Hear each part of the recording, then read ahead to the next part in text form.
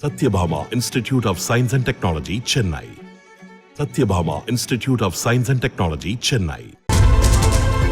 உத்தரப்பிரதேச மாநிலத்தின் புகழ்பெற்ற சுற்றுலா தலங்களில் ஒன்றான பத்தேபூர் சிக்ரி தர்காவுக்கு அடியில் பழமையான இந்து கோவில் இருப்பதாக கூறி வழக்கு தொடரப்பட்டுள்ளது. இது தொடர்பாக ஆக்ராவை சேர்ந்த வழக்கறிஞர் அஜய் பிரதாப் சிங் என்பவர் சிவில் நீதிமன்றத்தில் மனு தாக்கல் செய்துள்ளார். அதில் பத்தேபூர் சிக்ரியில் உள்ள சலீம் சிஷ்டி தர்காவுக்கு அடியில் காமாக்யா தேவி கோவில் இருப்பதாகவும் தற்போது தொல்லியல் ஆய்வு நடைபெற்று வரும் பகுதி காமாக்யா கோவிலின் கர்ப்ப கிரகம் எனவும் கூறியுள்ளார். மேலும் கான்வா படையெடுப்பின் போது சிக்ரியின் மன்னரான ராம் தாம் தேவ் காமாக்யா தேவியின் சிலையை பாதுகாப்பதற்காக காசிப்பூருக்கு கொண்டு சென்றதாக வரலாற்று குறிப்புகள் இருப்பதாகவும் மனுவில் கூறியுள்ளார். Satyabhama Institute of Science and Technology, Chennai. Satyabhama Institute of Science and Technology, Chennai.